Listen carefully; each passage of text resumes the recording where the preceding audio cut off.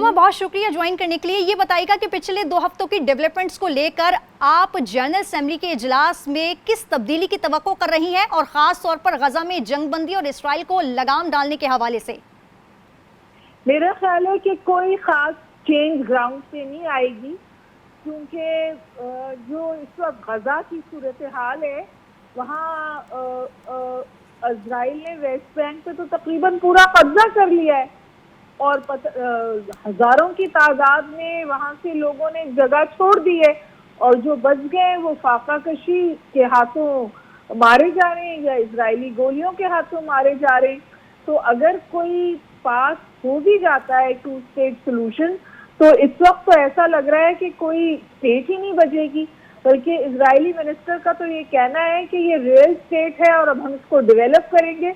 और इतनी तेजी से गजा के इंफ्रास्ट्रक्चर को डिस्ट्रॉय करना, बिल्डिंग्स को गिराना, इस बात का आकाश है कि उनका डिजाइन इस तरफ है ही नहीं कि जिस इलाके पे वो काबिज हो जाए वहां से पीछे हटे। तो मेरा ख्याल है कि ये बस करारदादों तक महदूद होगी, अगर होती है तो भी, क्योंकि जाहिर है आपने ट्रम्प का भी स्टेटमेंट सुना है। वो कहते हैं कि वो बिल्कुल वो यूके में थे और उन्होंने कहा कि वो यूके के इस फैसले से कि वो इजराइल को पैलेस्टाइन को एज अ स्टेट रिकॉग्नाइज कर रहा है, को बिल्कुल पसंद नहीं करते हैं।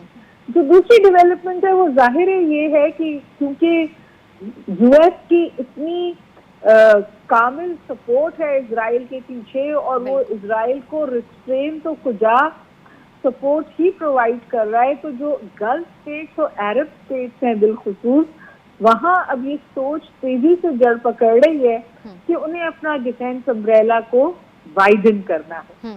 और मेरा ख्याल है इसी सोच के तहत ये पाकिस्तान के साथ स्टेट लेवल मुआहदा हुआ है। इसको लोग एक्चुअली इस्लामिक नेटो कह रहे हैं, और आज साफदार साहब ने इशारा दिया कि हो सकता है कि मजीद ममालिक भी इसका हिस्सा बने।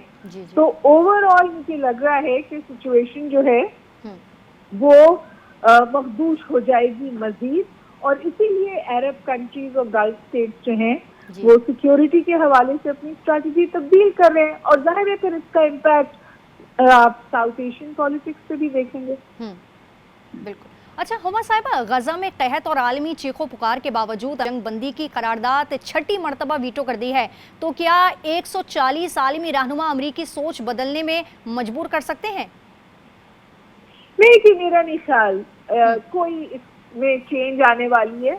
और ये देखिए जब दोहा पे हमला हुआ ना, वहां से आपको अंदाजा हो गया कि there is no restraining and there is no stopping. उन्होंने इतना middle of the line statement दिया। उन्होंने कहा कि हाँ, दोहा पे हमला गलत है, लेकिन हमास को टारगेट करना सही है, वो कि हमास उन्हीं के कहने पे वहां सालिसी के लिए बैठा था। तो मैं नहीं समझती कि यहाँ पर हमें कोई रोक नजर आ रही है। बिल्कुल। अच्छा हुमा, मुसलमान अरब लीग और ओआईसी की बेबसी पर हमेशा नाला रहे हैं, मगर सऊदी दिफाई मुआहदे ने जैसे सारा मंजरनामा बदल कर रख दिया है, एक नई उम्मीद पैदा हुई है। चैलेंजेस क्या हो सकते हैं इस रास्ते में, आप क्या समझती हैं? मेरे ख्याल है ओआईसी की कामयाबी और ये कि इतना बड़ा जब इतने मुल्क जमा हुए 200 के करीब और कुछ ना कर सके, उसके बाद ही बायलैटरलिज्म की तरफ कदम बढ़ाया है गल्फ स्टेट्स ने और सऊदी अरेबिया ने।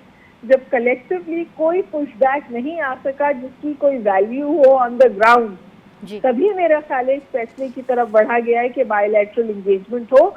हाँ, इस एंगेजमेंट की वजह से अब पाकिस्तान स्क्वायरली अरब वर्ल्ड के सिक्योरिटी मैट्रिक्स में है, और अगर इसमें अब और स्टेट्स शामिल हो जाती हैं तो इंडिया की बात सही हो जाएगी कि ये एक मिनी नेटो के तौर पे, इस्लामिक नेटो के तौर पे उभरेगा। अच्छा हुमा, क्या इम्कानात आपको नजर आ रहे हैं कि दीगर खलीजी रियासतें भी पाकिस्तान के साथ इसी नौयत के दिफाई मुआहदे करें जैसा कि सऊदी अरब ने किया है? बहुत वाज़ेह इम्कानात हैं, इशारे भी मिले, इसाकदार साहब ने इसकी तरफ इशारा किया है। तो मेरा ख्याल है कि बहुत बड़ी पॉसिबिलिटी मौजूद है कि ऐसा हो सकता है हफ्ता 10 दिन में इसके बारे में सुन भी लें। बिल्कुल, बिल्कुल। अच्छा हुमा, जिन पड़ोसियों दोनों मुल्कों के इलाकाई तनाज़ात हैं, वहाँ आप पाक सऊदी दिफ़ाई मुआहदे को कैसे देखती हैं? जैसे सऊदी अरब के ईरान के साथ हो या फिर पाकिस्तान के इंडिया और अफ़गानिस्तान के साथ तनाव पर, इसके असरात क्या होंगे? नहीं, देखिए, जो पैक्ट कैटेगोरिकल है, हुँ, सिक्योरिटी पैक्ट है। हुँ, जो ताल्लुकात हैं वो तो उसी तरह चलेंगे, लेकिन अगर एक पे हमला किया जाता है तो वो दूसरे पे भी हमला तस्वुर किया जाएगा। तो अगर एक्टिव कॉन्फ्लिक्ट होगा तो सपोर्ट आएगी और सपोर्ट दी जाएगी। हुँ, बिल्कुल। अच्छा हुमा, हिंदुस्तान सऊदी अरब से ताल्लुकात बेहतर बनाने की सरतोड़ कोशिशें करता रहा है। इसके लिए ये मुआहदा कितना बड़ा धचका होगा, आप क्या समझती हैं? मेरा ख्याल है कि बहुत बड़ा झटका है, हुँ, और लार्जली उसकी वजह ये है कि हिंदुस्तान के जो कन्वर्जेंस है सऊदी अरब के साथ, अब वो पाकिस्तान के साथ एडवेंचरिज्म करते हुए 100 दफा सोचेगा। उसका इकोनॉमिक पिच उसी तौर रहेगा, मेरा नहीं था। और सऊदी अरब ने उसकी तरफ इशारा भी किया कि हमारे ताल्लुकात उसी फुटिंग पे चलेंगे। लेकिन मैं साथ ये भी गुजारिश कर दूं कि इंडिया, सऊदी अरब और दोहा और गल्फ ममालिक में भी एक्सपोज हुआ है, जो उसका इजराइल के साथ नेक्सस है उस हवाले से। हुँ, तो वहां पे भी थोड़ा सा ट्रस्ट डेफिसिट तो आया है। तो ये यकीनन, मैंने आपसे कहा, पाकिस्तान और सऊदी अरब के ताल्लुकात को स्ट्रेंथन करता है। और इंडिया इस वक्त एक बहुत अच्छी स्पेस में नहीं है। जाहिर है उसकी एक माशी क्लाउड है, एक माशी ताकत है, लेकिन वो एक बहुत अच्छी स्पेस में इस वक्त नहीं है। और बहुत लोगों का ख्याल है कि मोदी की जो तरीक़ा हुकूमत है और मोदी की जो फॉरेन पॉलिसी और मोदी का जो वायलेंस और वोट्स और दीगर चीजें जो 7 साल से चला रहे थे, अब it has exploded in their faces, वो बैकफायर कर रही हैं। वहां इंडिया को शदीद तरीन नुकसान हो रहा है।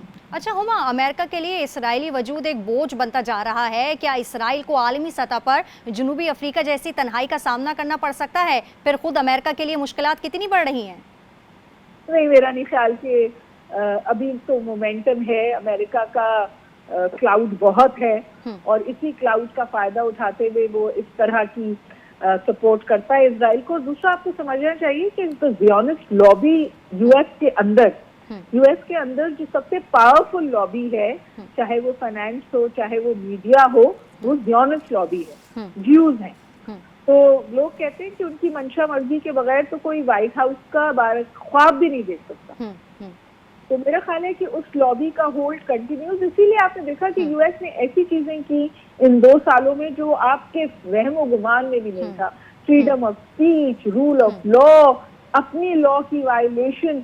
कौन सा ऐसी चीज है जो अमेरिका ने नहीं की, जो कि लिबरल ऑर्डर में जिसका अमेरिका कस्टोडियन था। बिल्कुल। तो ये तमाम चीजें इसलिए हुई हैं क्योंकि ये ज़ियोनिस्ट लॉबी का जोर है, ज़ियोनिस्ट लॉबी का कंट्रोल है। उस कंट्रोल में कमी नहीं होती हुई नजर आ रही। बिल्कुल।